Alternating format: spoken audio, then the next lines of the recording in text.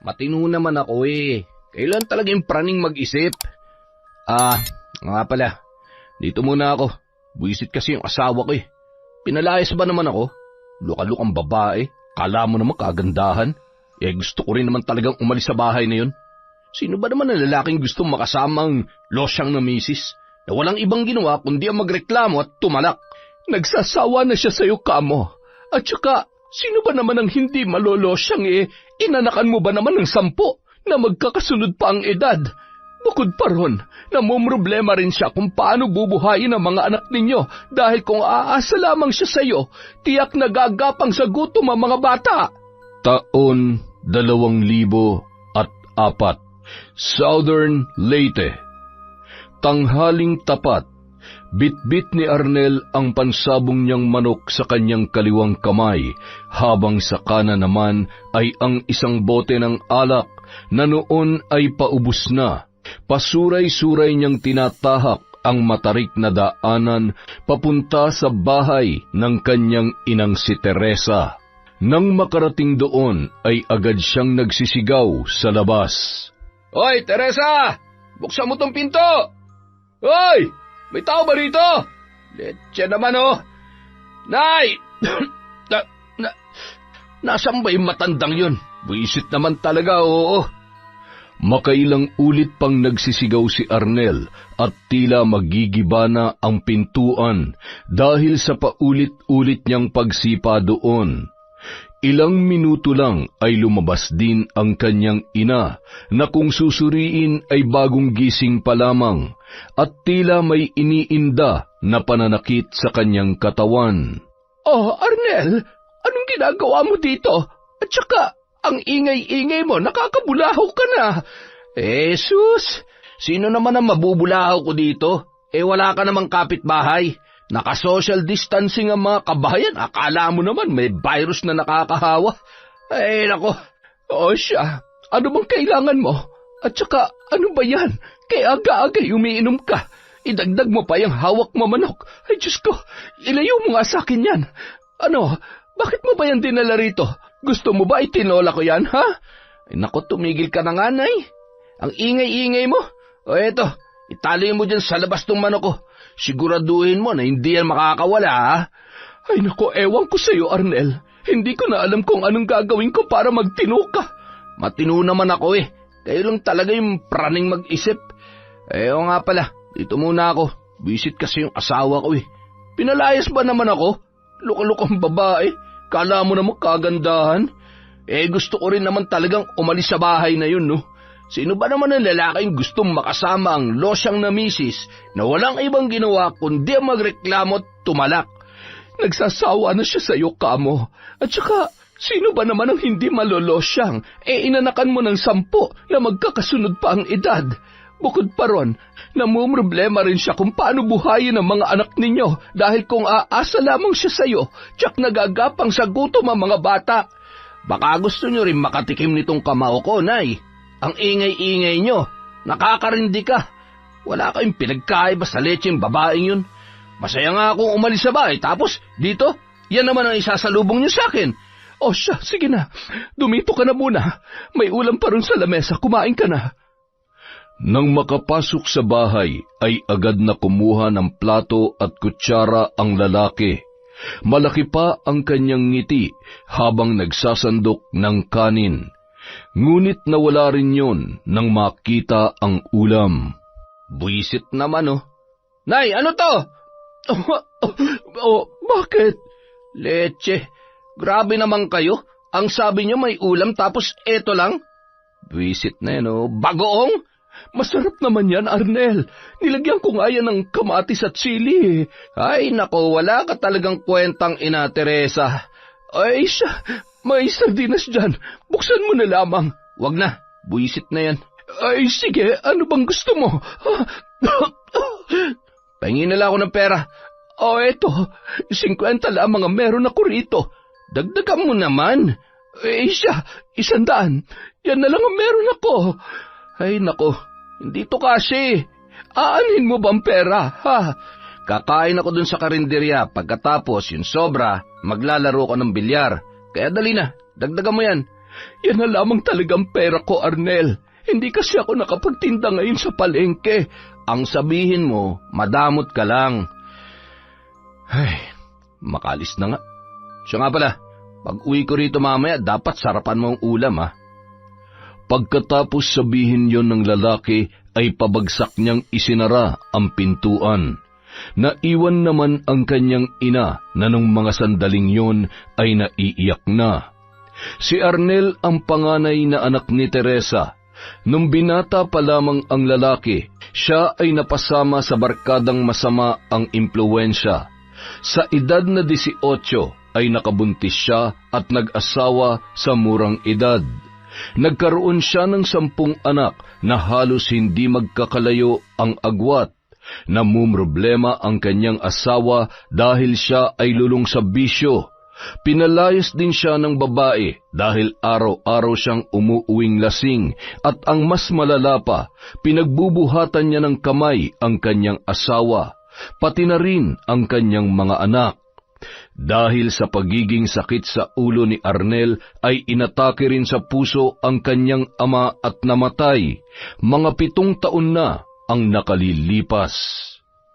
Samantala, ayos ka lang? Kung inaantok ka, matulog ka na lang muna. Gigisingin na lang kita pagdating natin doon. Ayos lamang ako, Pablo. Naramdaman ko lang kasi si baby na sumisipa. Hawakan mo nga. Naku, baby. Huwag kang malikot yan sa tiyan ni Mama. Excited na raw kasi siyang lumabas. Wala siya. Hindi pa pwede, uy. 4 na buwan pa bago ka makalabas dyan. Sa ngayon, diyan ka lang muna at magpalakas, ha? Huwag ka mag-alala. Mahal na mahal ka namin ng mama mo. Oh, gumalaw ulit siya. Naramdaman mo yon, Jessel? Gumalaw siya, di ba? Lagi na siya nagpaparamdam, lalo na ngayong nandito ka na. Naku, ang lambing naman ng baby namin. Siya nga pala, baby. Mamaya mararamdaman mo rin yung kamay ni Lola Teresa mo. Dapat magpakabait ka lang dyan, ha? Huwag masyadong pasaway. Marami pang sinabi si Pablo sa kanyang anak na nasa sinapupunan pa lamang ng kanyang asawang si Jessel. Sa ilang oras na biyahe ay nakarating din sila sa bahay ng ina ng lalaki na si Teresa. Nandito na tayo. Ano, ayos ka lang ba? Medyo malayo-layo pa naman yung nilakad natin. Ano ka ba? Huwag mo akong isipin. Ayos lang ako. Huwag ka mag-alala. Sigurado ka, ha? Oo naman. Ano lang talaga medyo masakit yung mga paa ko pero hindi naman gaano. O siya, lagyan na lang natin yan mamaya ng langis pampawala ng sakit. Nay! Nay! Tao po! Makailang ulit pang tinawag ni Pablo ang kanyang ina bago yon paubo-ubong lumabas ng bahay. Pablo? Anak! Hoy! Aba, bumisita ka! Diyos ko, matagal din mula nung huli nating pagkikita. Pasensya na po, Nay, ha? Kung minsan lang ako makadalaw sa inyo, busy lang talaga sa trabaho, eh. Lalo na ngayon, ha? Malapit nang lumabas ang apo ninyo. Tripling kayod na ho talagang ginagawa ko. Abay, magkakaroon na nga pala ako ng apo sa'yo, ano? Hindi na ako makapaghintay na makarga ko siya at maisayaw-sayaw. Mano po, Nay? Jessel, lalo kang gumaganda, iha. Nako, alam mo ba, kapag ang babaeng buntis ay gumaganda lalo, ibig sabihin nun, babae ang anak mo. Yan din po ang sabi-sabi rin sa amin, pero kahit ano pong kasarian niya, mahal na mahal pa rin po namin siya ni Pablo. Tama yon, pero kung babae ang bata, dapat ang pangalan ay Pabla. Kung lalaki naman ay Pablo Jr. Ang sagwa naman pakinggan nung Pabla, Nay, muntik na maging tabla. Mas maganda, princess kung babae, at kung lalaki naman, prince. Ay nako, mas maganda pa rin yung suhestyon ko. Yang sayo, pang-Amerikano lang yan. Dapat yung binibigay natin pangalan sa mga bata ay pang-Pilipino. Hindi ganyan na pang-ibang lahi. O siya, may naisip akong iba. Kung lalaki, Jello, at kung babae naman, Lucel. Galing ho yun sa pangalan naming dalawa ni Jessel. Maganda, di ba? Oo nga, ayos din yan. Sabi ko sa inyo siya nga pala, Nay, papasukin mo naman muna kami. Kasi pinapapak na ng lamok tong misis ko Ay, oo nga pala, Pasensya ka na, Jessel. Halika rito, pasok kayo. Pablo, yung mga gamit nyo, ilagay mo rin sa kwarto. Tutulungan na lamang kita mag-ayos ng mga yan mamaya. Doon na muna ako sa kusina. Ihahanda ko lang yung hapunan natin, ha? Tulungan ko na ho kayo, Nay. Sigurado ka ba? Pagod ka sa biyahe. Magpahinga ka na lang dyan. Ayos lang po ako. Huwag po kayo mag-alala. Tumulong si Jessel kay Teresa sa kusina, habang si Pablo naman ay abala sa paglalagay ng mga gamit sa kanilang kwarto. Nang matapos sa kanya-kanyang mga gawain, masaya nilang pinagsaluhan ang hapunan. Nay, may sasabihin nga po pala ako sa inyo. Sige lang, ano ba yon? May hihingin sana akong pabor. Sana po, ayos lamang sa inyo. Ay naku, kahit ano pa yon, basta't makakaya ko, gagawin ko. Sabihin mo lang. Yung kontraktor kasi namin na may project dun sa Davao, mga 3 buwan din daw yun. Tapos kami naman mga labor at foreman, isasama niya daw kami dun. 3 buwan din daw ho bago kami makakauwi. Pero may posibilidad din daw naman na mas maaga pa, kung matatapos ka agad yung trabaho namin. Oo, tapos ano? Ano yung pabor na hihingin mo? Kayo po muna sanang bahala sa mag-ina ko habang wala ako. Huwag po kayo mag-alala, magpapadala po ako ng pera sa inyo kada kinsenas para may pambili kayo ng mga kakailanganin nyo dito sa bahay. Abay, yun lang naman pala eh. O siya, kahit dito na kayo tumira, basta makasama ko lamang kayo. Gustuhin man naming tumira dito kasama nyo, Nay, pero hindi po namin pwedeng basta iwanan yung bahay namin dun sa kabilang probinsya. Ay nako, ayos lang. Bibisitahin niyo naman ako palagi, di ba? Oo naman, Nay. Siya nga pala. Huwag niyo munang isipin yan. Ang importante, makakasama niyo ng 3 buwan na mag-ina ko. Hindi na kayo mag-iisa rito. Sa usaping mag-isa, may hindi pa pala ako nasasabi sa'yo. Ano po yun, Nay? Magsasalita na sana si Teresa, kaya lamang ay nabulabog sila dahil sa pabagsak na pagbukas ng pintuan. Pasuray-suray na naglakad papasok si Arnel habang hawak-hawak na naman ang bote ng alak at ang kanyang sigarilyo. Dumiretso ang lalaki sa kusina na parang walang nakikitang ibang tao. Nang mapansin na wala ng ulam at kanin, agad siyang nagwala at nagsisigaw. Teresa! Hoy! Nasa ka ba matanda ka, ha? Hindi ba't sinabihan na kita kanina na magluto ka ng masarap na ulam para sa akin? Ano to? Kahit kanin man lang wala. Buisit talagang buhay to, oo. Pasensya ka na. Akala ko kasi umuwi ka na sa inyo. Paano uwi? Leche yung mga tao ron. Ipapabarangay daw ba naman ako pag tumungtong pa ako dun sa bahay? Magtino ka na kasi. Parang awa mo na, Arnel. Huwag mo nga akong dinidiktahan, pal ka rin no? Parang sumusobra ka naman na, Kuya Arnel. Oh, Pablo! Diyan ka pala? Hindi kita napansin, ha? Pasensya na, ha? Siya nga pala. Bakit nandito ka? Anong ginagawa mo rito, ha? Bakit? Bawal na ba ako dito, Kuya? Tsaka ikaw, anong ginagawa mo dito sa bahay ni Nanay? Nandito ka lang ba para maging sakit sa ulo? Kasi kung ganun, pwede ka nang umalis. Abay, hindi mo rin no? Tinatanong kita ng maayos tapos sasagutin mo ako ng pabalang? Baka gusto mong tirisin kita dyan. Lit-lit mo pa naman. O edi, ikaw nang malaki ang katawan. Yun ba yung pinagmamalaki mo, Kuya? Ha? Ano sabi mo? Ulitin mo nga. Ang sabi ko, malaki ang katawan mo. Pero napakabatugan mo naman. Abay, hinahamon mo talaga ako, ha?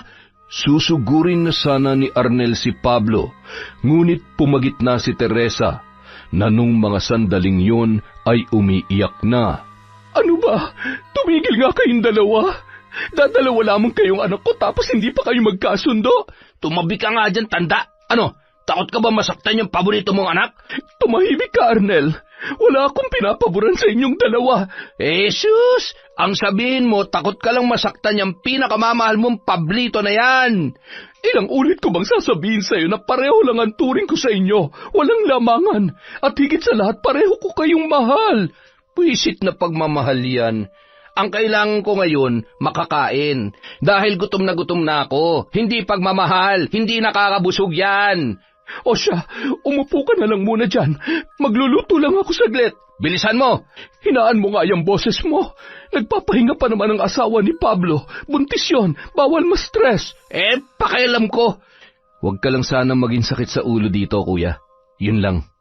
Pagkatapos yun sabihin ni Pablo, ay mabilis na siyang naglakad papunta sa kwarto, kung saan mahimbing nang natutulog si Jessel. Ang sabi mo akong na yon? Huwag akong sakit sa ulo? Kung pitikin ko kaya ang itlog niya. Oh, ayan ka na naman. Ano ba? Pwede bang kumalma ka lang? Tsaka yung bibig mo, ayusin mo ang pagsasalita mo. Tumahimik ka nga dyan, tanda.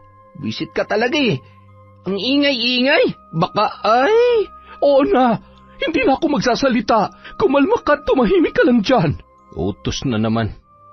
Siya nga pala, saan ako matutulog ngayon? Nandun sa kwarto yung paborito mong anak. Ako nauna rito tapos nagbida-bida na naman yung Pablo na yan. Asungot talaga sa buhay ko yung buwisit na yan eh. Doon ka na muna sa kwarto ko. Hayaan mo muna sila Pablo sa isang kwarto, lalo na't buntis si Jessel. Ayaw ko sa kwarto mo, no? Ang panghi kay Aaron. Ano mapanghi pinagsasasabi mo? Araw-araw ko naglilinis doon. Sige na. Tapos na ba yan, ha? Malapit na, saglit na lang. Upad mo naman talaga, Teresa.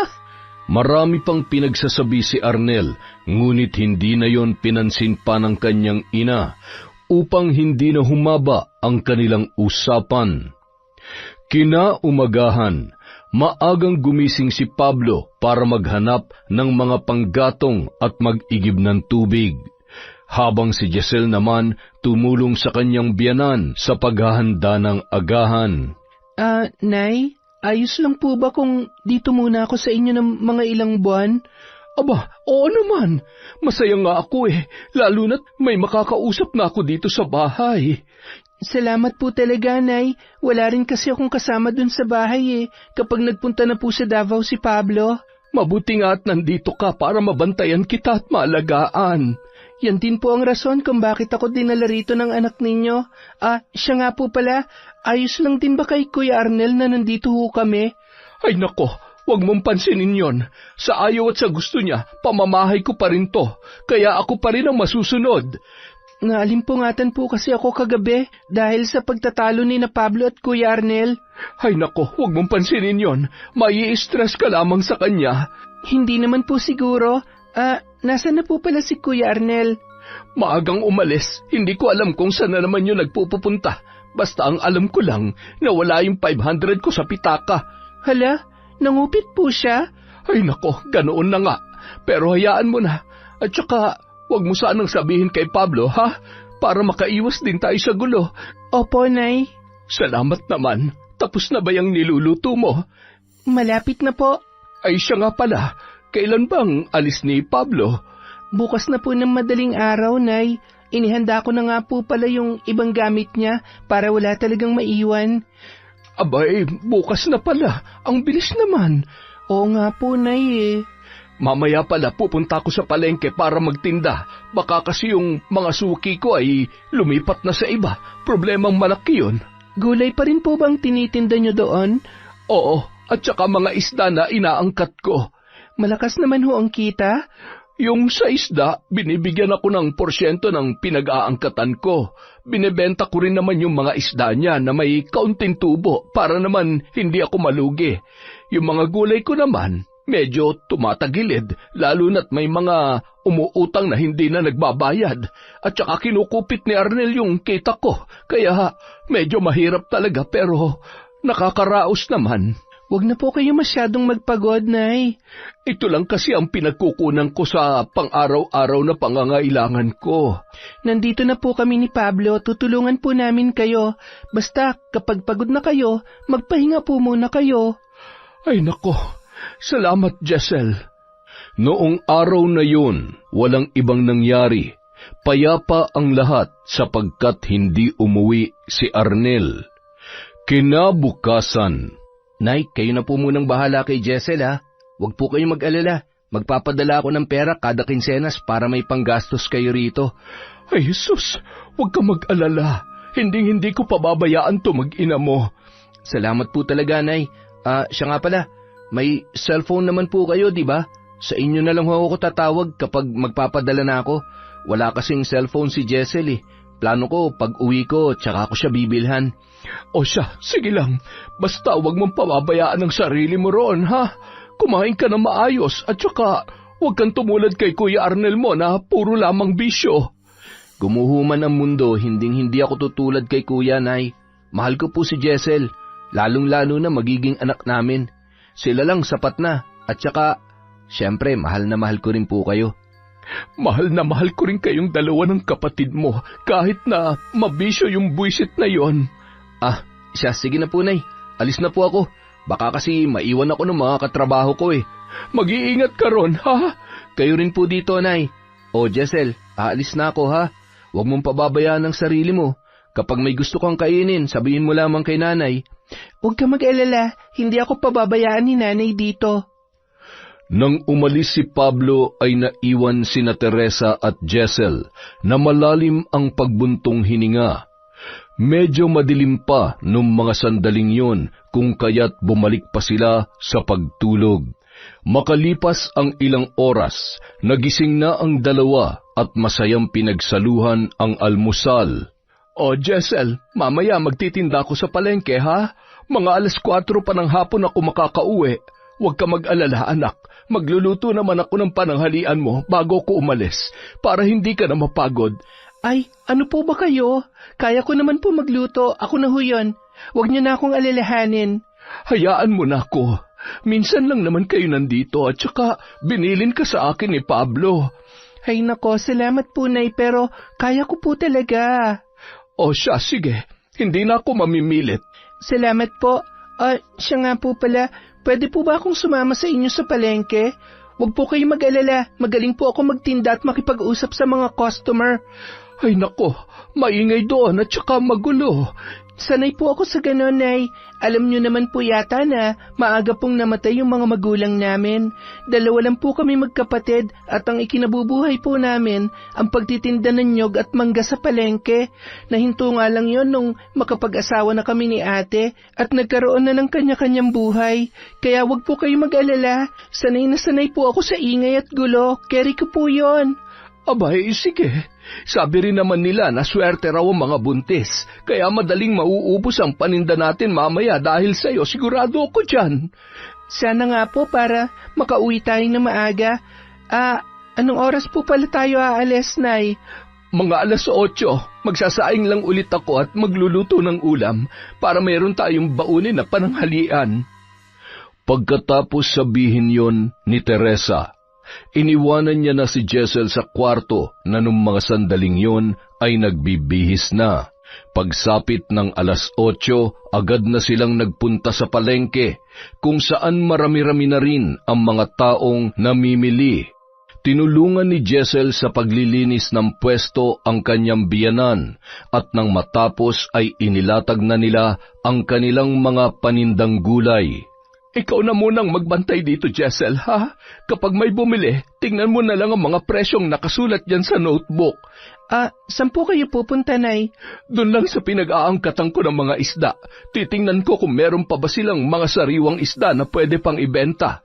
Basta, yon. Ikaw na munang bahala rito. Ayos lang ba sa'yo? Umupo ka muna dyan. May upuan naman. Sige lang po, Nay. Balik po kayo kaagad, ha? Tanging pagtangulang ang isinagot ng matanda bago iniwan si Jessel, na nung mga sandaling yon ay abala na sa pag-aasikaso sa ilang mga customer. Nang makabalik ang kanyang biyanan, may kasama yung binata na buhat-buhat ang 2 balde ng isda. Diyan mo na lamang ilagay, Bobong. Salamat. Jessel, bigyan mo nga ng 50 tong si Bobong. Opo, Nay. Boboy, eto. Bobong po ate, hindi po Boboy. At saka, salamat po rito ha. Sorry, nagkamali ako. Sorry, Boboy. Ay, Bobong pala. Ayos lang po yun. Matanong ko lang po, kaano-ano niyo po si Aling Teresa? Nanay siya ng asawa ko. Ikaw, kaano-ano mo siya? Pamangkin ka ba niya? At saka, ilang taon ka na? Kalma lang ate. Dahan-dahan po, isa-isa lang mahina ang kalaban, pero dahil ikaw po nagtanong, sige, sasagutin ko lahat. Una, hindi kami magkaano-ano ni Aling Teresa. Pangalawa, rumaraket lang ako rito bilang utusan ng mga tindero-tindera. At saka, 17 taong gulang na po ako. 17 na nga lang. Ang lalim kasi ng 17 taong gulang eh. Kayo po ba? Ano pong pangalan nyo? Ilang taon na kayo? At bakit ngayon lang ho kita nakita rito? Ang dami mo rin naman tanong. Dahan-dahan din. Mahina ang kalaban. Ay, pasensya na ate. Pero kahit paano, quits na tayo. Okay, sige. Ako si Jessel. Tawagin mo na lang akong Ate Jessel. 26 years old. At kung bakit ako nandito ay dahil nagbabakasyon ako kina Nanay Teresa. Kaya pala. Buntis po pala kayo? Ilang buwan na po yan? Ay, pasensya na po kung ang dami-dami kong tanong, Ate Jessel ha. 5 buwan na. Mag-6 na sa susunod na linggo. Nahilot na po ba yan? Ay, hindi. Ano bang tamang termino dun? Hilot naman, di ba? Basta yung parang minamasahe po ang tiyan para umayos ang posisyon ng bata sa sinapupunan ninyo. Hindi pa nga pero baka sa susunod na buwan. Yung lola ko po marunong manghilot. Kung magpapahilot po kayo, sa lola ko na lang po. Talaga? Sige, tatandaan ko yan. Opo, sabihan niyo lang po ako. Kahit na medyo may pagkabingi yung lola ko, magaling po yun. Dati kasi siyang kumadrona. Nung wala pa po siyang asawa, marunong ho siya magpaanak, maghilot, at marami pang iba. Aba, mabuti naman kung ganon. Kasi kung may mararamdaman akong pananakit, may kakilala na akong tao na pwede kong mapagtanungan at mahingan ng tulong. Ayos yan, ate. Ay, siya nga po pala. Lansones po, gusto nyo? Sa inyo na po ito. Sigurado ka? Opo naman, ate. At saka, dapat ang mga buntis kumakain ng mga prutas para malusog ang baby. Salamat, Bobong, ha. Ang bait mo naman. Ipagpatuloy mo lang yan. Sus, wala pong ano man yan, ate. At saka, bigay lang din naman po yan ng tindero ng lansones dun sa kabila eh. Suhol niya, kumbaga. Ay, hala. Paano ka? Huwag niyo po akong isipin. Basta sa inyo na po yan. Maraming salamat dito, Bobong, ha? Walang anuman po, Ate Jessel. Siya nga po pala. Maiwan ko na po kayo. Maghahanap lang ako ng mapagkakakitaan dyan sa tabi-tabi. Matapos sabihin yun ng binata, ay agad na siyang umalis. Iniwan niya na ang magbiyanan at abala naman si Jessel sa pagbabalat ng lansones. Binigyan niya rin si Teresa na tuwang-tuwa dahil tila maraming nagkakagustong customer kay Jessel. Naging swerte ang babae sa negosyo ni Teresa sapagkat sa mga sumunod na araw ay palaging ubos ang kanyang paninda at ang ilang mamimili ay nagpapabalik-balik pa. Naging matiwasay din ang takbo ng araw ng dalawa dahil sa hindi bumabalik si Arnel sa puder ng kanyang ina. Ngunit isang araw. Ayos ka lang ba, Jessel? Opo, Nay. Bakit niyo po natanong? Malayo-layo na rin kasi yung nilakad natin at saka masyadong tirik ang daan. Baka pagod ka na. Pwede naman tayo magpahinga muna sandali. Ayos lang ho ako, Nay. Huwag po kayong mag-alala. Magsasabi rin ako kaagad sa inyo kapag may nararamdaman akong pananakit o pagod. Pasensya ka na kung ang layo ng bahay natin sa babaan. Bihira lang kasi ang pumapasok na sasakyan dito dahil nga sa sobrang pangit ng daanan. Hindi naman natin masisisi ang mga driver, Nay. Lalo na't likas talaga na ganito yung daan dito sa lugar ninyo. Hindi na nagsalita pa si Teresa. Bagkus ay tahimik lamang nilang tinahak ang daan pauwi. Nay? Oh, bakit? Bakit bukas yung pintuan? Hindi ba kinandado niyo yon bago tayo umalis? Aba, oo nga ano. Pagkatapos sabihin yon ni Teresa, ay nagmamadali siyang pumasok ng bahay. Habang si Jessel naman ay nakasunod, hawak-hawak ang kanyang puson na noon ay tila sumasakit. Arnel? Anong ginawa mo sa pintuan? Bakit nasira ito? Agad na napalingon si Jessel kay Teresa na nung mga sandaling yon ay pabalik-balik ang tingin sa pintuan na nasira at kay Arnel na kampanteng nakaupo sa upuan habang tinutungga ang bote ng alak. Arnel, magsasalita ka ba o hindi? Kitang-kita naman na nasira yan, nagtatanong pa. Bobo lang? Sagutin mo ko na maayos. Ano ba? Di sasagutin. Huwag ka nga high blood dyan. Una, nasira yan dahil sinira ko. Pangalawa, Pangit naman yung pintuan mo kaya palitan mo na. Pangatlo, kung nanghihinayang ka, edi ayusin mo. Tutal, kasalanan mo rin naman kung bakit nasira yan. Bakit? Dahil kinandado mong buwisit ka. Kung hindi ko sinira, edi hindi ako nakapasok. Sa katunayan nga, sa bintana sana ako dadaan. Kaso baka mahirapan pa ako. Tsaka, yung pintuan na lang ang pinagdiskitaan ko, lalo na't kasing rupok ng buto mo sa katawan yung pintuan na yan. Arnel naman, parang awa mo na bumalik ka na sa katinuan. Dami mong dada. Kung hampasin kaya kita dyan, makikita mo kung ano hinahanap mo, Teresa. Ang akin lang naman, bakit hindi mo kami hinintay? Ba't ko kayo hintayin? Mauubos na lang ako ng mga lamok dyan sa labas, tapos yung mga leche niyong pagmumuka, hindi pa dumarating. Sana naman nag-iisip ka, Arnel. Ano na lang ang ipampapaayos ko dyan, ha? Hirap na nga tayo sa pera, tapos dinadagdagan mo pa. Di humingi ka sa paborito mo, anak. May trabaho naman yung mokong na yon, di ba? Tumigil ka na. Huwag mong idamay ang kapatid mo sa mga kabulastugan mo rito, Arnel. Di wag. Sinasabi ko na nga kung paano mapapaayos yan Ayusin mo yung pintuan. Bago dumilim bukas, dapat maayos na ulit yan. Inuutusan mo talaga ako? Kung ingudngud ko kaya yung pagmumukha mo. Baka nakakalimutan mo na ina mo ko. No, mga yon. Paki ko ba, ha? Kahit santo ka pa, wala akong pakialam sa'yo. Hindi na sumagot pa si Teresa sa sinabing yon ng kanyang anak. Bagkus ay itinuon niya na lamang ang atensyon kay Jessel, na noon ay tila may iniindang sakit habang hawak-hawak ang kanyang puson. Jessel, ano masakit sa'yo? Medyo masakit lang po tong puson ko, Nay, pero huwag po kayo mag-alala. Mawawala rin po ito mamaya. Sigurado ka? Halika, sasamahan kita sa kwarto mo. Ilang hakbang pa lang ay napahinto na ang dalawa nang magsalita si Arnel. Psst! Hoy! Ako po ba, Kuya Arnel? Oo, ikaw nga. Ipagluto mo nga ako nun na mapupulutan ko rito. Dali na, bilisan mo. Arnel, ano ka ba? Wala ka na ba talagang hiya, ha? Bakit? Anong problema? Bawal ba ako mag-utos sa hipag ko? Anong silbi niyan dito kung hindi rin naman kikilos? Huwag mong pansinin yan, Jessel. Tara na, kailangan mo makapagpahinga. Oy, teka nga. Bingi ka ba? Sabing ipagluto mo ako ng pulutan Tatahimik ka ba o hindi? Bakit ba nakikialam ka, Nay? Ako na magluluto. Basta tumahimik ka lang dyan. Sige na nga. Sinabi mo Dali na. Bilisan mo dyan, ha? Huwag kang kukupad-kupad.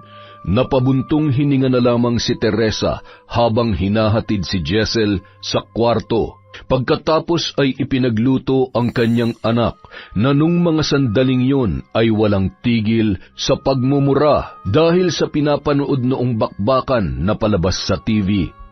Samantala, sa kwarto naman ay abala sa paglalagay ng langis si Jessel sa kanyang buong katawan, lalo na sa bandang tiyan na noon ay nilalamig. Pasensya na kung ang ingay ng tiyuhin mo, baby, ha? Lasing kasi siya Huwag na lang nating pansinin, lalo na bawal tayong ma-stress. Basta, paglaki mo, dapat magmana ka kay papa mo, ha? Masipag, mapagmahal, mabait, at responsable. Namiss ko tuloy si Papa Pablo mo. Ikaw, namiss mo rin ba siya? Huwag ka mag-alala. Makakasama rin natin siya. Sa ngayon, kailangan niyo muna magtrabaho sa malayo para may pambili tayo ng diaper at gatas mo paglabas. Kumapit ka lang dyan at magpakabait ka kay Mama, ha? Habang wala dito si Papa. Habang nakangiti siyang kinakausap ang sanggol sa kanyang sinapupunan, na marahang hinahaplos ang kanyang tiyan. Kinaumagahan, biglang nagising si Jessel dahil sa malakas na sigawan. Nagmamadali siyang bumangon at nagtungo sa kung saan nagmumula ang ingay. Ano na naman ang gagawin mo dyan, Arnel? Akin na yan! Ibalik mo yan sa akin, parang awa mo na! Maliit lang naman to, Nay. Sige na, akin na lang. Tsaka magtitinda naman kay mamaya, di ba? Anong maliit? 2,000? Kita namin yan ni Jessel sa loob ng 3 araw. Mahirap kitain yan, Arnel. 3 araw lang naman pala Sisiw lang sa inyo yun. May pagkain naman kayo dyan. Puhunan ko yan sa gulay. Sa ginagawa mo, malulugi kami yan Ano na lang ang kakainin mo kung ganon, ha? Ibalik mo na sa akin yan. Alam kong gagastusin mo lang yan sa mga walang kwentang bagay. Pwede ba wag mo nga akong sigawan, Teresa? Hindi na ako bata para sigaw-sigawan mo pa. Ibigay mo na sa akin yan. Akin na yung pitaka ko, ano ba? Akong taya sa inuman namin mamaya ng mga kumpare ko. Nakakahiya naman sa kanila kung wala akong ilalabas na pera. Kaya sa ayaw at sa gusto mo, akin na to. Pagkatapos yon sabihin ni Arnel, ay mabilis siyang lumabas sa kwarto ng kanyang ina. Binangga niya pa si Jessel na muntik ng ikatumba ng babae. Mabuti na lamang ay nahawakan siya kaagad ng kanyang biyanan. Ayos ka lang? Dito ka lang muna, Jessel. Hahabulin ko lang si Arnel. Sige lang po, huwag niyo po akong alalahanin. Nagmamadaling sinundan ni Teresa ang kanyang anak na noon ay medyo malayo-layo na. Arnel, sandali lang! Tumigil ka! Bumalik ka rito! Ano ba? Ang ingay-ingay mo! Akin na yan! Ibigay mo sa akin yan! Yoko nga! Kunin mo kung makakaya mo. Itinaas pa ni Arnel ang kanyang kamay habang hawak-hawak ang pitaka. Pilit naman yung inaabot ng kanyang ina. Ngunit ilang minuto lamang ang lumipas ay tila nakaramdam ng pagod ang babae, kung kaya't tumigil na sa kanyang ginagawa. Pinagtawanan pa siya ng kanyang anak na kanyang ikinainsulto. Kaya naman sinampal niya yon ng malakas. Anak ng teteng naman, oh.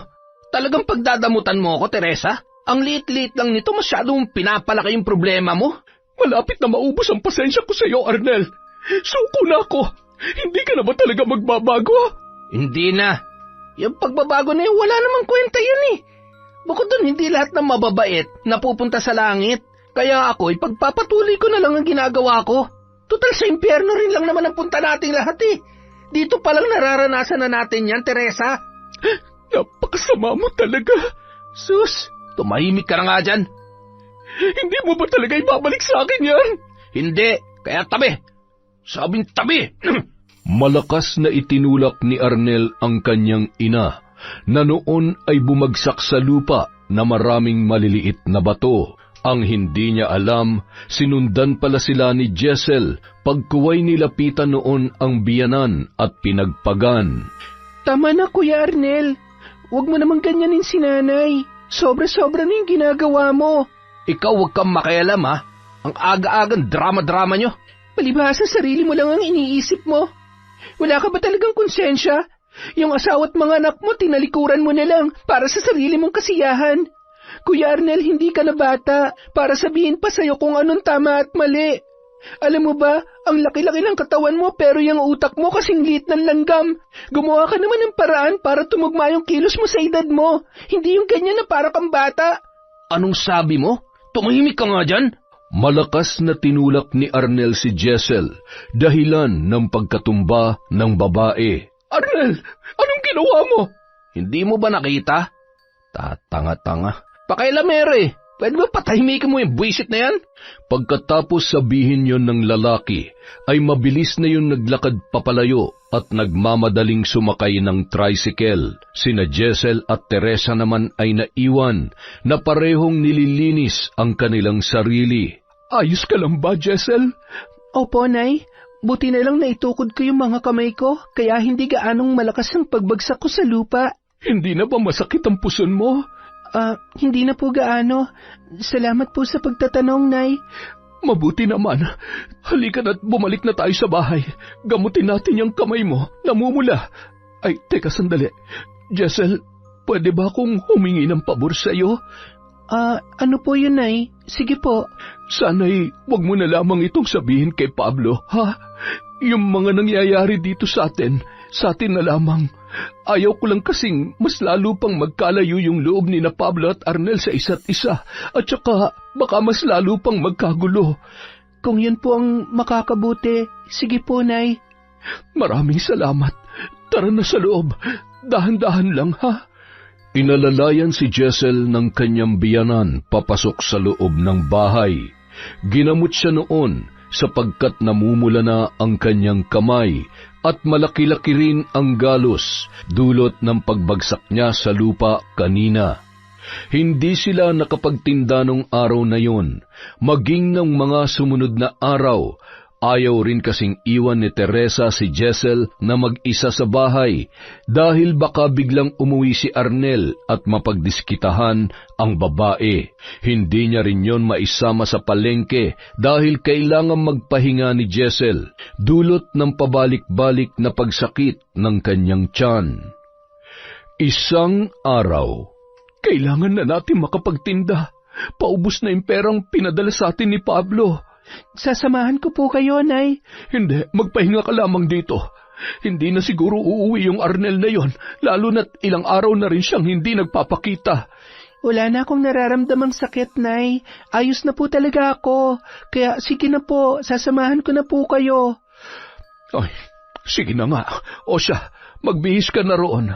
Maghahanda lamang ako ng babaunin natin para sa pananghalian. Nang matapos silang makapaghanda, ay agad din silang nagtungo sa palengke. Naglinis lang sila saglit sa pwesto at nagtinda na.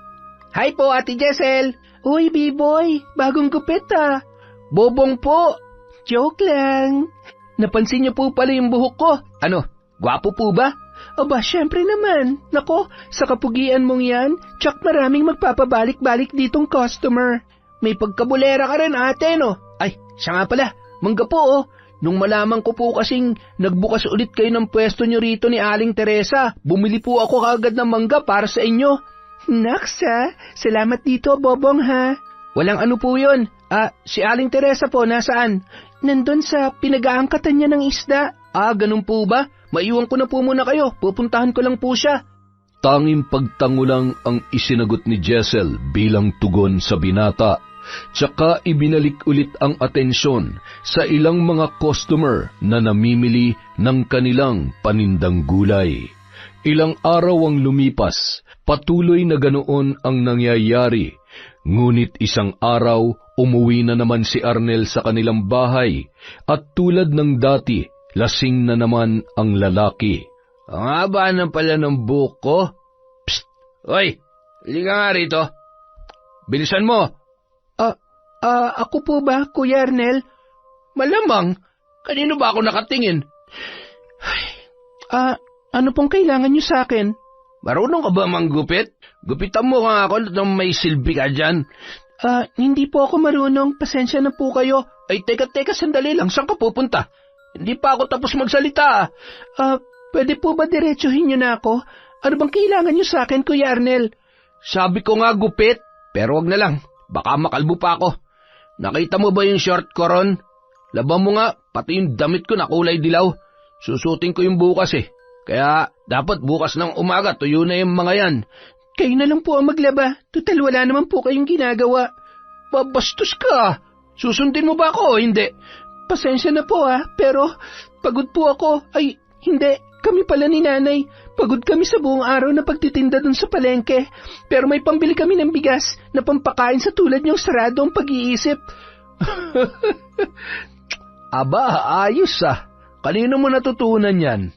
Yan ang gusto ko sa mga babae, yung matapang at walang preno kung magsalita. Astig! Grabe! Kung wala na kayong sasabihin, maiwan ko na po kayo. Hindi ka ba talaga marunong manggupit? Ha? Hindi. Magmasahe. Masahihin mo na nga lang ako. Hindi rin ako marunong. Naknan teteng, wala ka palang silbi. Bakit kayo nasawa ni Pablo, wala ka naman palang kwenta? Hoy, wag mong idamay si Pablo rito. Hindi porket di kita sinunod, pagsasalitaan mo na ako ng ganyan. Mahiya ka rin naman sa sarili mo, Kuya Arnel. Ang kapal na mukha mo magsabi na walang silbi, ikaw tong walang silbi. Dapat nga umuwi ka sa inyo Hindi yung iiwan mo na lang yung asawa mo't mga anak dahil lamang sa bisyo. Kaya bago ka magsalita, tingnan mo muna yung sarili mo. Ikaw kasing tinatamaan sa mga pinagsasasabi. Hindi na natapos pa ni Jessel ang sasabihin, sapagkat buong puwersa siyang sinampal ni Arnel na siyang dahilan ng kanyang pagkatumba. Nang marinig naman ni Teresa ang sigaw ni Jessel, nagmamadali yung nagtungo sa sala at agad na humarang sa pagitan ng dalawa na noon ay nagkakainitan na. Arnel, ano na naman kalokohan to? Sinasagot-sagot ako ng bisit na yan eh. Lumayas ka rito. Lumayas ka na sa pamamahay ko at huwag ka nang bumalik pa kahit kailan. Ano? Hoy, Teresa, dahil lang sa babaeng yan, palalayasin mo ako? Grabe ka naman. Siya nagsimula nito, kaya yan, nakatikim sa akin. Tama na, Arnel. Punong-puno na talaga ako sa'yo. Sige na, umuwi ka na sa inyo at magpakama ka sa mga anak mo. Sus, bunganga mo. Nagsipilyo ka ba? Teka, tapos mo na ba lutuin yung ulam? Hindi ko na alam ang gagawin ko sa'yo. Ay, ewan ko na lamang talaga. Sige na, umalis ka na rito. Naknanteteng, napakadrama naman. Hoy, Jessel, di pa tayo tapos ah. Kala mo mananalo sa pamas. Pagkatapos sabihin yun ni Arnel ay nagtungo na siya sa kusina. Naiwan naman sa sala ang dalawa. Ayos ka lang ba, Jessel? Ayos lang po, Nay. Parang humihilab lang po ang tiyan ko. 2 beses ka nang natumba. Huwag po kayo mag-alala. Pinoprotektahan ko po ang baby namin. Hindi ko po hayaang maapektuhan siya. Kapag may inutos sa'yo si Arnel, sabihan mo lang ako kaagad para ako nang gagawa. At saka, kung may masabi man siyang nakakasakit sa'yo, huwag mo na lamang pansinin para iwas tayo sa gulo. Ha? Opo, Nay. Pasensya na po. Hindi ko na po talaga mapigilan ang sarili ko eh. Nang sumunod na araw, ganun na lamang ang ginawa ni Jessel. Hindi niya na lamang pinansin ang lahat ng panginsulto ni Arnel. Pilit niya ring iniiwasan ng lalaki sapagkat minsan ay tila malagkit ang pagkakatitig nito sa kanyang katawan. Nasaan si nanay? Nagluluto po ng hapunan. Pagtimpla mo nga ako ng kape. Kontihan mo lang ang asukal ha. Oh, ba't nakatingin ka pa? Sige na, bilisan mo. May ginagawa po ako, kayo na lang. Ang sabihin mo, tamad ka lang talaga. Ang simple-simple lang nung inuutos ko, hindi mo pa magawa? Teka nga, saan ka ba magaling, ha? Sa kama ba? Yun lang ba ang rason kung bakit ka inasawa ng kapatid ko? Kung ganon, baka naman pwedeng... Lumayo ka sa akin. Subukan mo lumapit, papatayin kita. Uy! Gamit ang ano? Yang walis? Nagpapatawa ka ba? Lumayo ka, sabi. Sige. Siya nga pala. Narinig ko kayo nag-usap kagabi ni Teresa. May padala pala si Pablo. Ano naman ngayon kung nagpadala siya? Pairam naman na 1,000 dyan, oh. Wala na. Ibinili na namin ng bigas at makakain dito. At saka pwede ba lumayo ka nga sa akin? Ang baho ng hininga mo. Arte, kala mo naman nagsisipilyo. Pagkatapos sabihin yon ni Arnel, ay mabilis nang nagtungo sa kusina si Jessel, kung saan abala ang kanyang biyanan sa pagluluto. Nay, may load po ba kayo?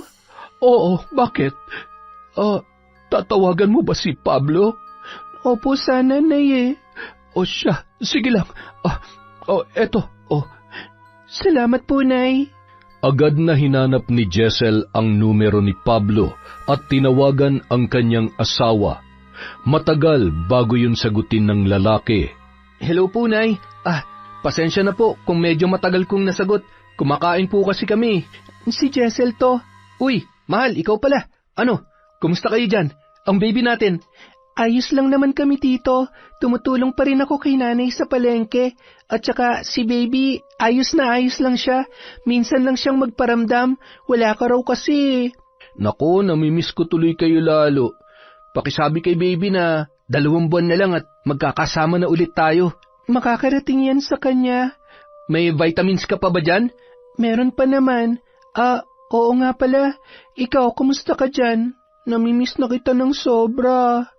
Ang tamis naman nun. Namimiss na rin kita, mahal ko. Hindi ka naman pinababayaan dyan ni nanay. Kapag may gusto kang kainin, sabihin mo lang kaagad sa kanya, ha? Ay, sige na pala, mahal. Tatapusin ko lang tong kinakain ko. Mag-iingat kayo dyan, ha? Mahal na mahal kita. Mag-iingat ka rin dyan, mahal. Mahal na mahal din kita.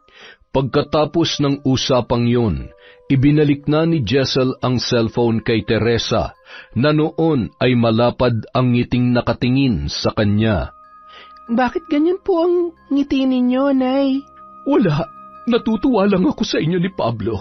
Nagpapasalamat talaga ako sa anak kong yun kasi napaka-responsable niya at mapagmahal. Napakaswerte ko po sa anak ninyo. Sana hindi siya magbago. Hindi yan. Mabait na bata yun eh. Sana talaga bigyan ako ng mahabang panahon para makasama ko pa kayo ng matagal. Nay naman, iba yung dating sa akin ng mga sinasabi niyo.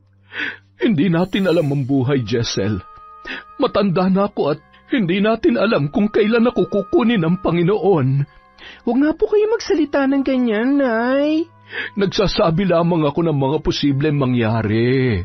Kahit na ho, basta huwag niyo nang babanggitin sa akin ng tungkol dyan. Ay, sige na, hindi na. O siya, umupo ka dyan at kakain na tayo.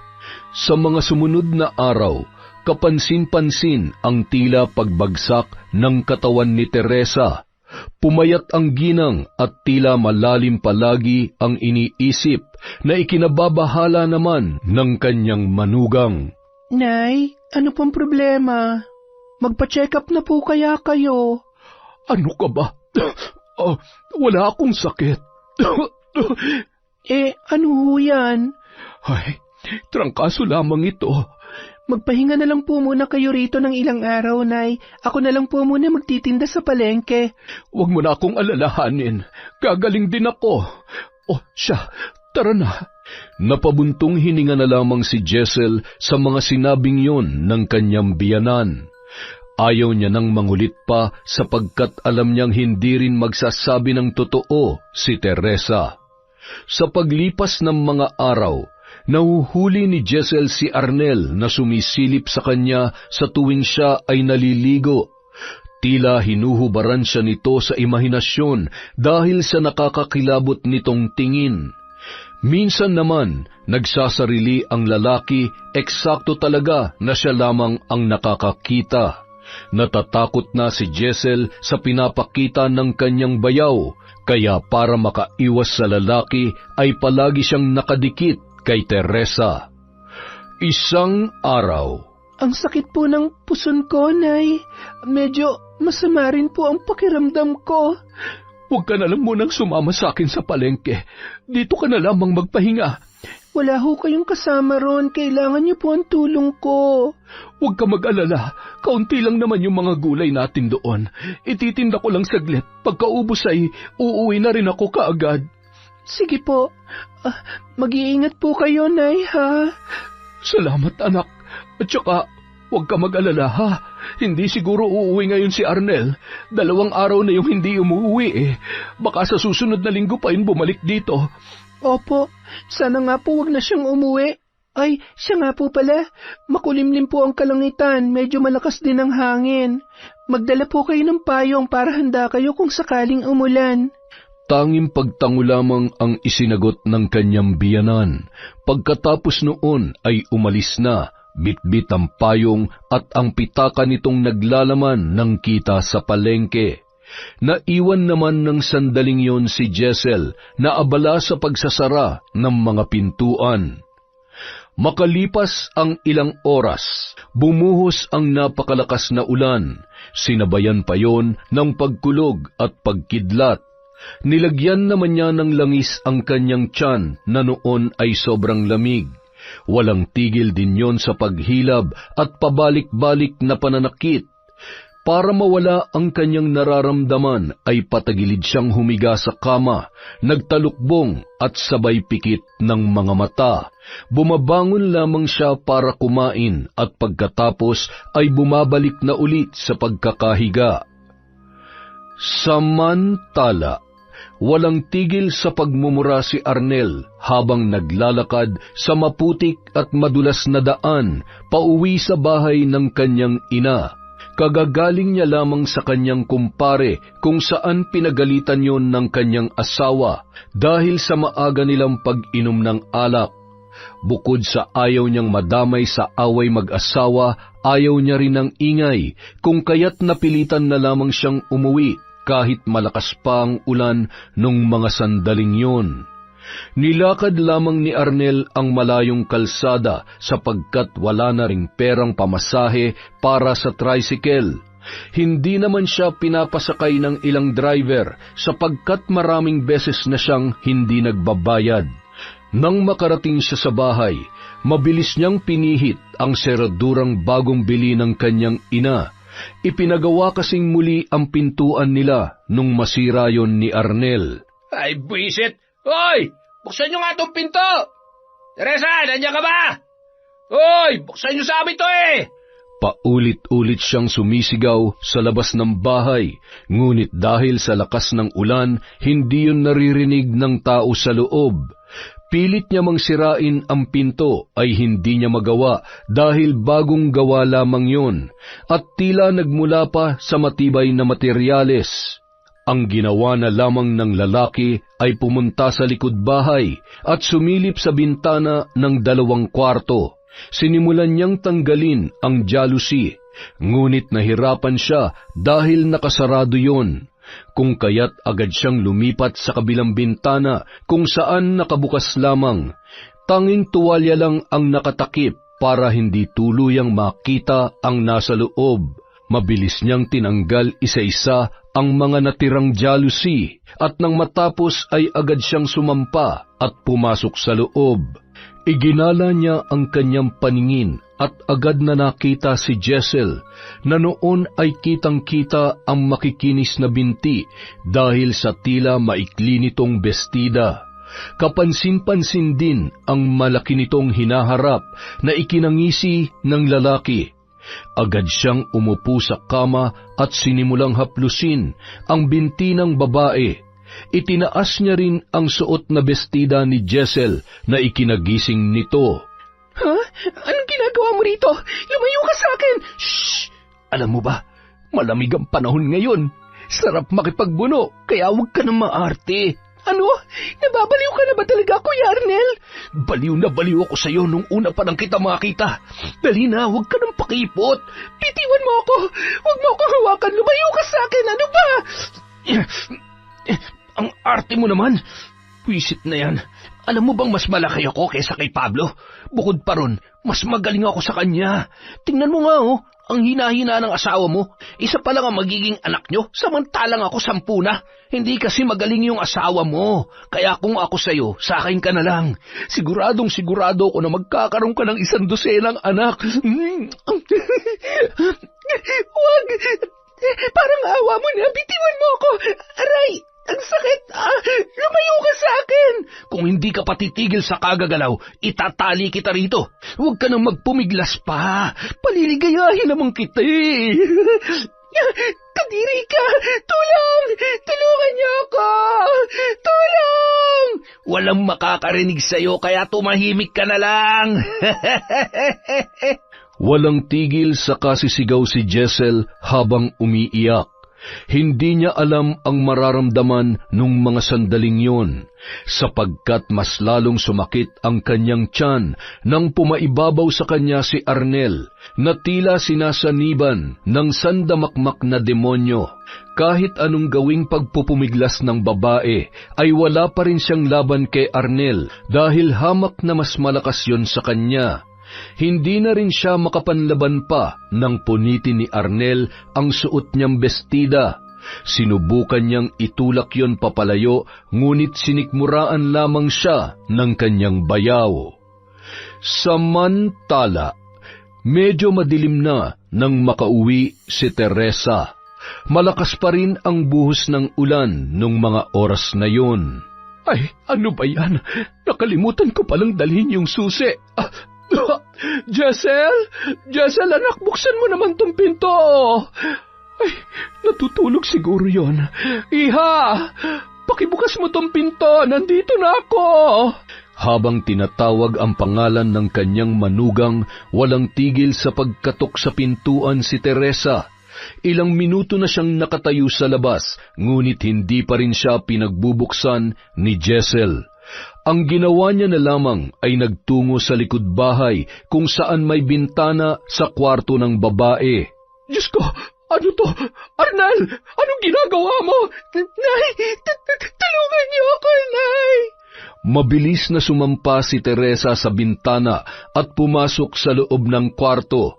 Agad niyang hinampas ng payong si Arnel na nung mga sandaling yon ay hindi pa rin tumitigil kahit nakita na ng kanyang ina ang kanyang kababuyang ginagawa sa kanyang hipag na buntis.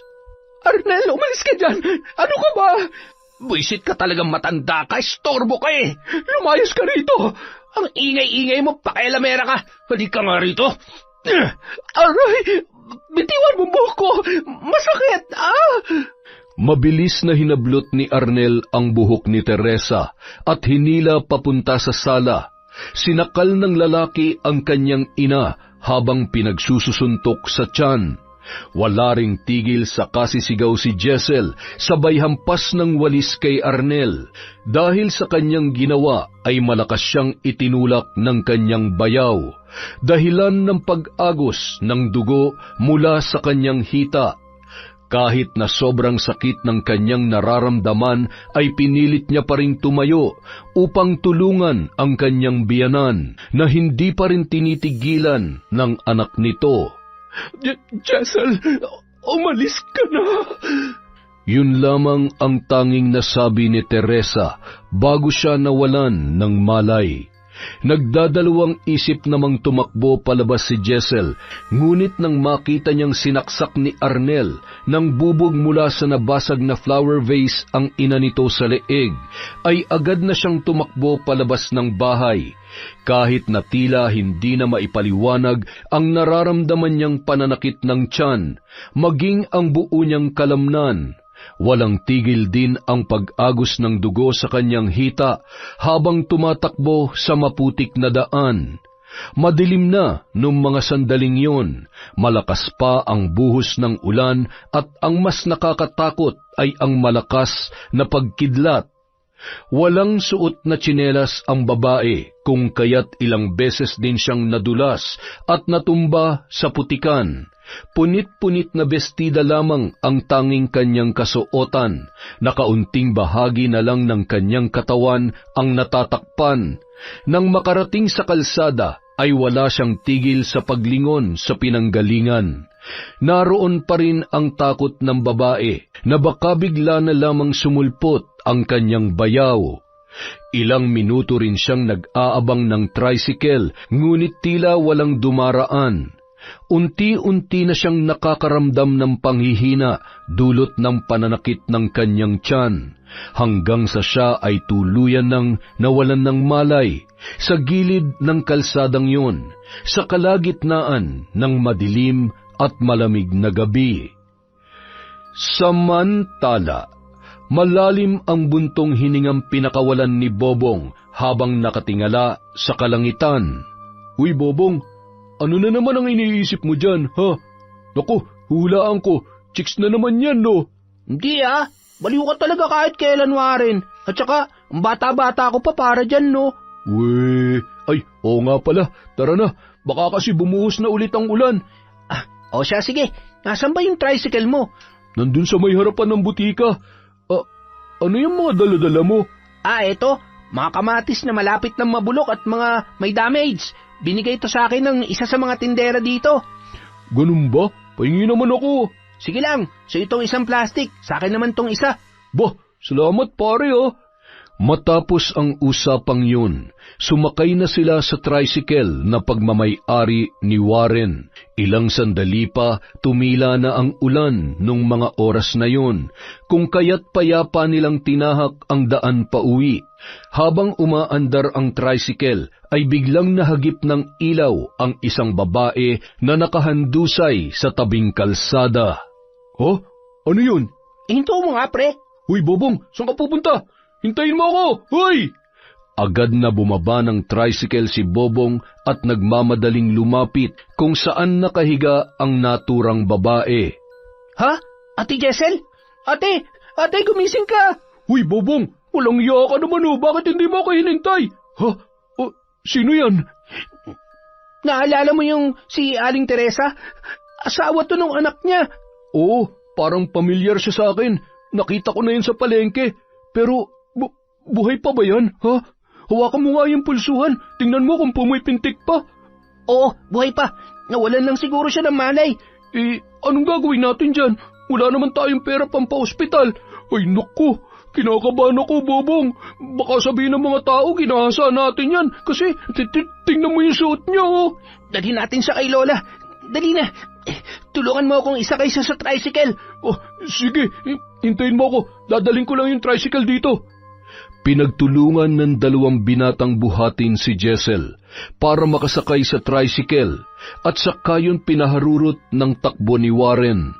Nang makarating sa maliit na kubo ni Bobong, mabilis nilang ipinasok ang babae at inihiga sa sahig.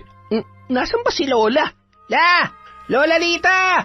Baka naman nanguha na naman yun ng kung ano-anong insekto sa gubat para pag-eksperimentuhan niya. Paano, pre? Uwi na ako. Baka kung anong krimen ang kinasangkutan ng babaeng yan. Huwag mong idadawit ang pangalan ko, ah. Ay, sige na. Umalis ka na. Huwag ka mag-alala. Salamat sa libreng sakay, pre, ah. Nang makaalis si Warren, agad na nagpakulo ng mainit na tubig si Bobong at saka pa ulit-ulit na tinawag ang pangalan ng kanyang lola. Ilang minuto pang paghihintay ay dumating na rin ang matanda. Saan ka na naman nang galing? Doon sa banyo. Medyo sumakit kasi ang tiyan ko dahil siguro doon sa dalamong ulam kagabi. Ang ingay-ingay mo. Abot sa ibang planeta yung boses mo. Nakakahiya ka. Hindi tuloy ako nakatae na maayos. Ay naku, napakadugyot talaga nitong lola ko. Kung hampasin kaya kita nitong tungkod ko, makikita mo lamang talaga. Biro lang naman yon. Pero may kailangan po kayong malaman. Teka, bakit mo ba ako hinihila? Sandali, bakit parang may mantsa ng dugo yan damit mo, ha? Lola, tingnan nyo. Sino yan? At saka, bakit ganyan ang itsura niya? Bukod pa ron, bakit mo yan dinala rito? Naalala niyo po ba si Aling Teresa, yung nagtitinda ng gulay at isda sa palengke? Basta, yung suki niya po dati.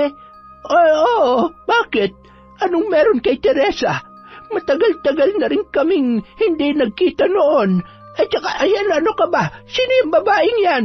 Ay, makinig nga po kasi kay Ola. Ang babae pong yan, si Ate Jessel. Manugang po siya ni Aling Teresa. Kanina po, habang pauwi kami, nakita namin siya nakahandusay sa tabing kalsada. Basta po mahabang kwento. Gamutin niyo na po siya, sige na. At saka, kinakabahan po ako sa sitwasyon ni Ate Jessel. Buntis pa naman po siya. Buntis pala ito Bakit hindi mo kaagad sinabi? Marami pang sinabi si Bobong, ngunit hindi na siya pinakinggan pa ng kanyang lola. Agad na itinabi ni Lola Lita ang kumot na ibinalot kay Jessel. Sa kanya naman hinawakan ang pulsuhan nito at pinakiramdaman. Tiningnan niya ang bandang hita ng babae na noon ay marami pa ring naglalabasang dugo. Namumuuna ang ilan at ang mas malala pa ay may maliit na parang sanggol na hindi pa talaga buo. Bobong, kunin mo nga yung langis ko dyan sa may altar at yung iba pang mga kumot. Dalian mo. Nakuna ng babaeng ito. Kailangan ko siyang hilutin para mailabas ang natira. Wala na po yung baby, Lola? Oo, Diyos ko. Paano ba kasi siya? Ay, naku. Sige na, bilisan mo na yung inuutos ko. Inayos ng matanda ang pagkakahiga ni Jessel. Itinaas niya rin kaunti ang ulo nito at saka nilinis ang katawan. Gamit ang maligamgam na tubig, hinilot niya ang babae hanggang sa lumabas ang mga natitira pang dugo sa kaloob-looban nito. Nilagyan niya rin ng mainit na dahon ng bayabas ang tiyan ni Jessel para higupin ang nararamdamang sakit. Ang mga dugo naman sa kumot maging ang sanggol ay ibinalot ng matanda sa malinis na tela, saka yun dinasalan. Kinabukasan, tanghaling tapat na nang magising si Jessel. Pagmulat ng kanyang mga mata, agad niyang iginala ang paningin sa buong paligid. Napahawak din siya sa kanyang noo nang mapansin ang mga dahon ng bayabas na nakapatong doon. Nagulat at napaluha naman siya nang hawakan niya ang kanyang tiyan na lumiit na ang pagkakaumbok at lumambot na rin yun. Ang anak ko! Nasaan ang anak ko? Iha, mabuti at gising ka na. Kumalma ka muna. Eto, inumin mo ito. Hindi ko kailangan yan. Lumayo ka sa akin. Nasaan ang anak ko? Kumalma ka lamang, iha. Hindi makakabuti sa iyo ang pagwawala. Alam kong masakit, pero kailangan mong tanggapin na wala na siya. Hindi maaari. Ayoko. Ibalik niyo siya sa akin para maawa niyo na. Huwag kang mag-alala. Nandyan lamang siya. Sa ngayon, inumin mo muna ito. Kung tatanungin mo kung anong tawag dito, tinatawag namin itong tsaang gubat. Ginagamit bilang panlinis ng matres at gamot sa pananakit ng tiyan. Ibigay niyo sa akin ang anak ko. Nako, huwag ka munang tumayo, iha. Hindi niyo ba ako naririnig? Akin na sabi ang anak ko. Dahil sa sigaw ni Jessel ay agad na kumilos ang matanda. Ibinigay niya ang tela kung saan nakabalot ang anak nito na hindi pa lubusang buo. Walang tigil sa paghagulhol si Jessel nang makita at hawakan ang nasabing tela. Dinamayan naman siya ni Lita na maiyak-iyak na rin dahil sa sitwasyon ng babae. Kailangan na natin siyang ilibing mamaya, kasi kung hindi, baka magkaroon na siya ng amoy. Demonyo yung Arnel na yon. Pinatay niya ang anak ko. Wala siyang awa. Mabulok sana siya sa impyerno. Mawalang galang na, iha. Sino yung sinasabi mong Arnel?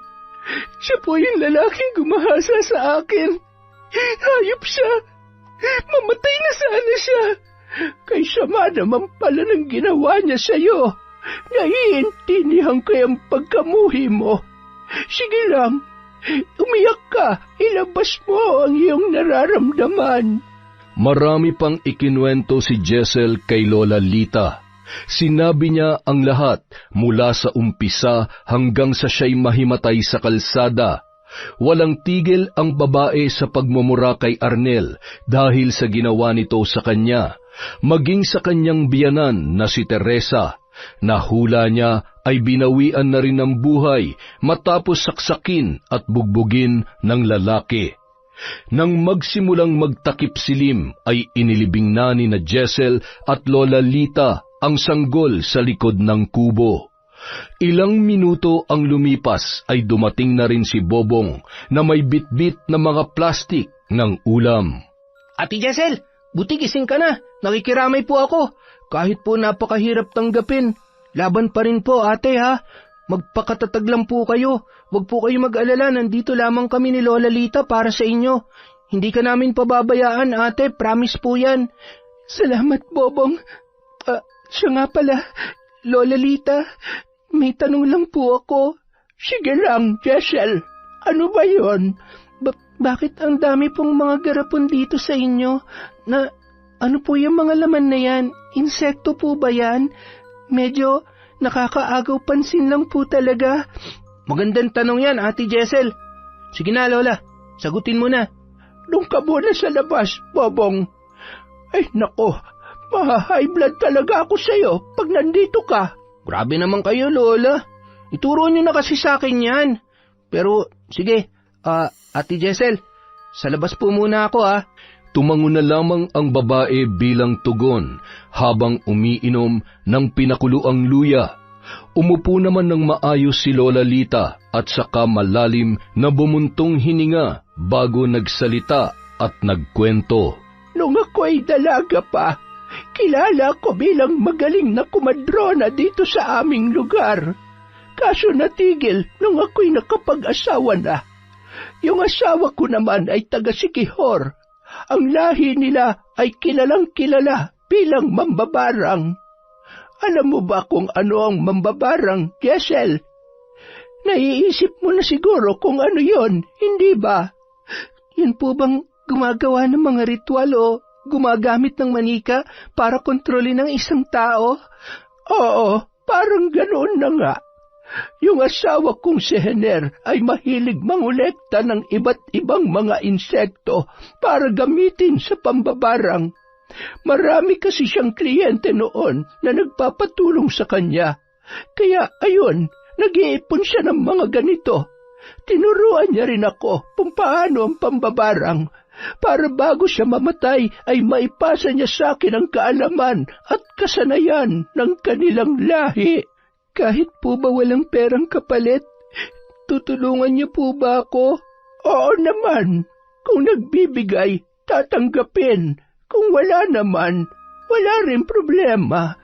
Hindi ba't ang mga ganyan ay may mga libro po kung saan nakalista rin ang mga dapat gawin at mga alituntunin na dapat sundin, pati na rin yung mga ritual na sasambitin?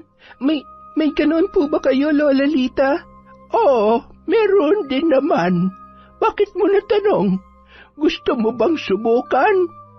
Mapanganib po bang maging mambabarang? Sobrang mapanganib, iha. Lalo na kung may mambabarang din nakakalaban sa'yo. Pero kung mabuti ang puso mo, hindi ka nila matatalo. Pwede niyo po ba akong turuan? Ha? Sigurado ka ba? Hindi po ako takot sa mga panganib na ganyan. Kung mamamatay man ako, kahit papano maipaghiganti ko man lang si Nanay Teresa at ang baby ko. Ay siya, sige. Ikaw ang bahala. Basta, kailangan mo munang magpalakas. Opo, salamat po. Hindi na ako makapaghintay na makapaghiganti. Sa mga lumipas na araw, pinilit ni Jessel na magpalakas at magpagaling. Nang sa gayon ay maturuan siya ni Lola Lita ng kasanayan tungkol sa pambabarang. Makalipas ang 1 buwan, nakabisa niya na ang iba't ibang ritual at orasyon, maging ang ibang taktika na mas malupit pa kesa sa normal lamang na mahika. Ate Jessel, saan ka pupunta? Uuwi na ako kina Nanay Teresa. Ha? Sigurado po ba kayo, ate? Oo, huwag ka mag-alala. Hindi na makakalapit sa akin ang Arnel na yon. Subukan lang niya. Wala pang 5 segundo, patay siya sa akin. Sige po, ate. Mag-iingat po kayo, ha? Tanging pagtango lang ang isinagot ng babae bago siya umalis ng bahay. Bit-bit ang malaking plastik na naglalaman ng maraming garapon ng mga insekto. Nang siya ay nasa kalsada na, agad siyang sumakay ng tricycle at bumaba lamang sa gilid kung saan may maliit na daan papasok sa lugar ni Nanay Teresa. Nang makarating sa bahay, biglang bumalik sa kanyang isipan ang mapait na dinanas sa kanyang bayaw. Kahit na medyo nanginginig ang mga kamay, ay lakas loob na pinihit ni Jessel ang seradura ng pintuan. Hindi yun nakalak kung kaya't nakapasok siya sa loob. Ang linis, Grabe din ang hayop na yon. Wala talagang iniwang ebidensya. Utak kriminal talaga. Sabi pa niya habang sinusuyod ang kabuuan ng bahay. Pumasok siya sa kanyang kwarto at hinanap ang cellphone na pagmamay-ari ng kanyang biyanan. Nakita niya lamang yon sa drawer kung kaya't agad-agad niya yung ibinulsa. Pumunta naman siya sa sala kung saan nakapatong sa malaking cabinet ang picture frame ni Arnel. Agad niya yung kinuha at malakas na ibinato sa sahig, dahilan ng pagkabasag noon at pagtilapon ng ilang bubog. Dahan-dahang inilabas ni Jessel ang mga garapong dala, sakayon sinimulang buksan. Ibinuhos niya sa litrato ni Arnel ang 3 garapon ng dugo ng manok, kasabay ang pagbulong niya ng orasyon. Pinakawalan niya rin ang mga linta na mabilis na sinipsip ang dugo, maging ang litrato ng lalaki, na noon ay nagsimula ng mapunit. Sunod naman niyang pinakawalan ang maliliit na alupihan, itim na langgam at maging ang mga bulate sa lupa. Wala siyang tigil sa pagriritual habang nakatingin sa pagmumuka ng lalaki na noon ay unti-unti nang nalulusaw. Lumabas siya ng bahay at pinakawalan ang 12 ng bubuyog, langaw at lamok. Bago niya buksan ang garapong pinaglalagyan noon, binulungan niya pa ang mga insekto ng kung anong Latin na salita, saka humalakhak na pinakawalan ang mga yon. Makalipas ang ilang sandali, maluha-luha niyang tinawagan ang kanyang asawa at ibinalita ang mga nangyari. maging ang pagkawala ng kauna-unahan nilang anak.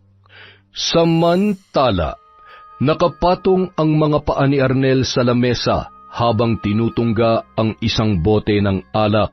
Sa loob ng 1 buwan ay hindi mawala sa kanyang isipan ang pangambang anumang oras ay maaari siyang makulong.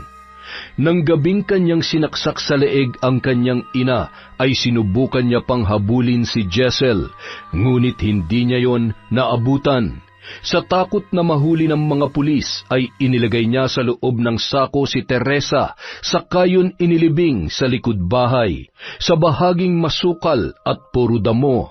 Siniguro niya ring hindi yun makikita ni numan. Nilinis niya rin ang buong bahay upang walang makitang ebidensya laban sa kanya. Umalis siya roon at umuwi sa kanyang asawa at mga anak na walang kaalam-alam sa kanyang ginawang krimen. Inom na naman? Diyos ko naman, Arnel. Nakukuha mo pa talagang uminom, ha? Wala na nga tayo makain eh. Ano ba? Nakikinig ka ba sa akin? Ay, ano ka ba naman, Sanya? Di maghanap ka. Huwag mo ako idamay sa init ng ulo mo. Kaya aga-aga nakakabwisit ka eh. Mamatay ka na sana, para wala na kaming sakit sa ulo. Ano sabi mo? Ha? Puro problema lang ang binibigay mo sa akin. Sana mawala ka na lang. Sana hindi ka na bumalik. Sana hindi na lang ikaw ang naging... Ha? Hindi na naituloy pa ng babae ang kanyang sasabihin nang makita niyang biglang bumula ang bibig ni Arnel. Kasunod noon ang pagputi ng mga mata nito na naging pula rin kalaunan. At ilang minuto pa ay sumirit doon ang masaganang dugo. Mula sa ilalim ng lamesa, gumagapang sa katawan ng lalaki ang maraming linta. Lumalabas din yon mula sa bibig nito. Sa labas naman ng bahay ay tila nagmamarcha ang maraming langgam papasok doon. Tulungan mo ako, Sanya! Sambit ni Arnel sa kanyang asawa.